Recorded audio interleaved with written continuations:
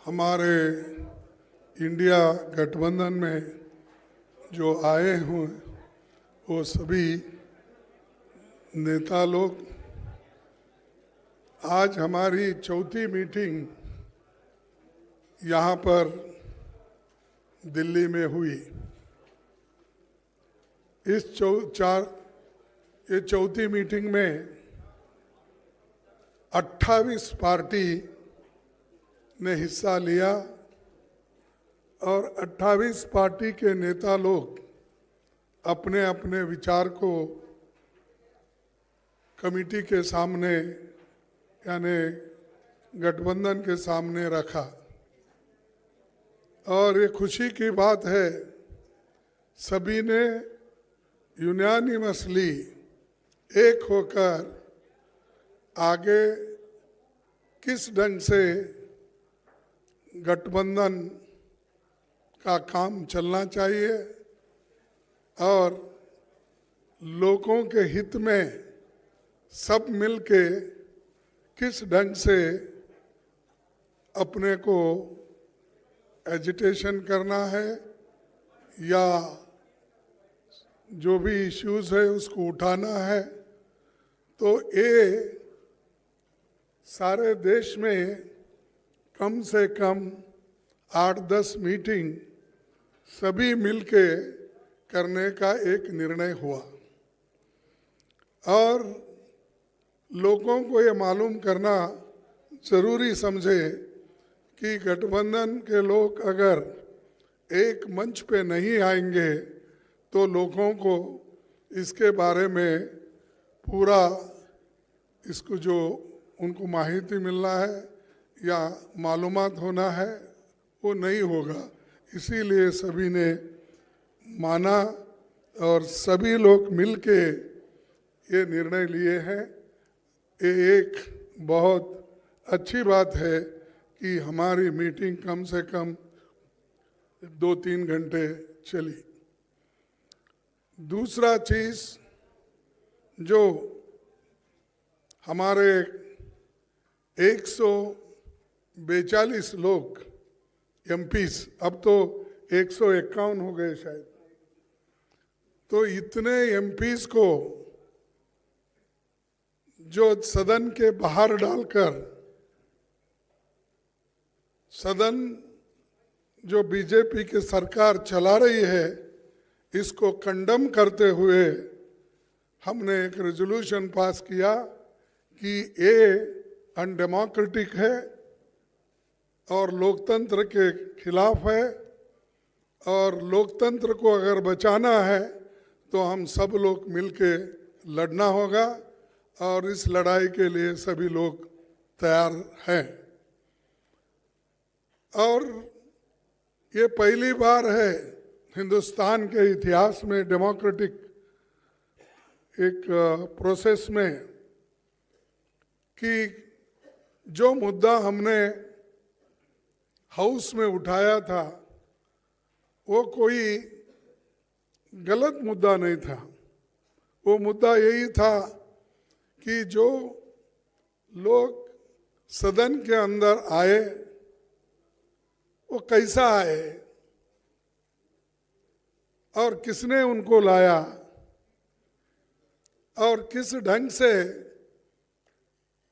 वो सब तरफ जाके स्लोगन दिए, सभी किए, लेकिन उनके जो मुद्दे थे वो लोकसभा में उन्होंने अपने आवाज से उठाया था। हम पहले से भी यही कह रहे हैं कि होम मिनिस्टर या प्राइम मिनिस्टर सदन में आइए, जो घटनाएं घटी है उसके बारे में सदन को अवगत कराइए, मालूमात कराइए लोकसभा को और राज्यसभा को। लेकिन उन्होंने नहीं माना। मेरे को समझ में नहीं आता, सदन इधर चल रहा है, ये लोग अहमदाबाद में बिल्डिंग इनॉग्रेशन जाते हैं, सदन इधर चल रहा है, मोदी जी वो अपने कॉन्स्टिट्यूंसी में जाके घूमते हैं। ये क्या है? ऐसा कभी नहीं हुआ। सदन में यहां देश में रह के और सभी तरफ अपने भाषण देने लगे, लेकिन पार्लियामेंट में क्यों नहीं आए? लोकसभा और राज्यसभा में क्यों नहीं आए? तो ये जो उनकी मंशा है कि डेमोक्रेसी को खत्म करना, अगर नहीं गए तो क्या होने वाला को कौन पूछने वाला है? और यहां तक कि 151 लोगों को सस्पेंड करके बाहर जो निकाले, ये पहला इंसिडेंट है कि देश में इतने लोगों को आज तक किसी ने सस्पेंड नहीं किया था। ये सरकार ने प्रोत्साहन देकर सस्पेंड करने के लिए लगाए।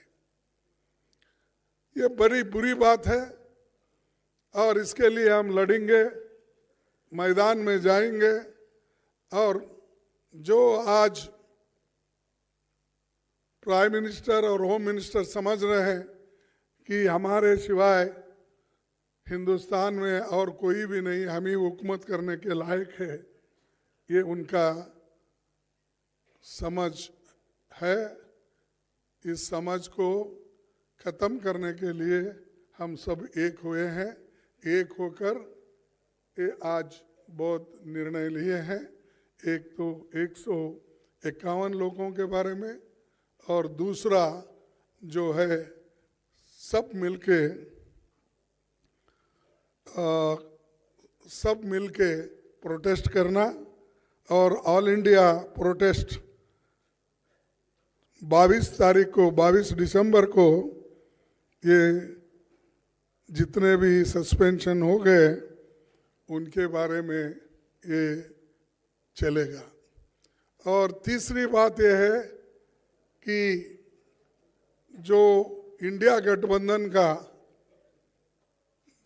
एक मुद्दा है कि सभी लोग मिलकर काम करेंगे और सीट शेयरिंग का भी हम मिल के पहले जिस स्टेट में हमारे लोग हैं, पहले वो लोग वहाँ पर एक दूसरे से समझौता करेंगे।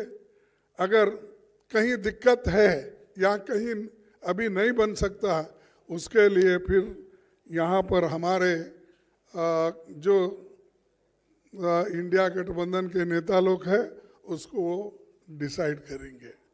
और बहुत से जगह जो हर एक पार्टी एक जो है वो ठीक ढंग से है। अब चाहे वो तमिलनाडु में हो, केरला में हो, कर्नाटक में हो या तेलंगाना में हो, बिहार में हो, अब जो मुद्दा है इसका यूपी में, वो भी सुलझ जाएगा। और बाकी का दिल्ली या पंजाब का है, वो समस्या को भी किस ढंग से सुलझाना, ये भी बात बाद में तय हो जाएगी। तो ये हमने तय करके ये मीटिंग करा। मुझे खुशी है कि इस मीटिंग के 28 पार्टी के नेता लोग और सभी दिग्गज यहाँ जो बैठे हैं वो सभी ने कोऑपरेट किया और कोऑपरेट करके इस मीटिंग को यशस्वी बनाया। इसीलिए मैं उन सबको हार्दिक बधाई देता हूँ, उन सबको धन्यवाद देता हूँ कि वो इस और भी आगे बढ़ के देश में इस गठबंधन को मजबूत करके चलाएंगे। इतना ही कह के मेरे 2 शब्द को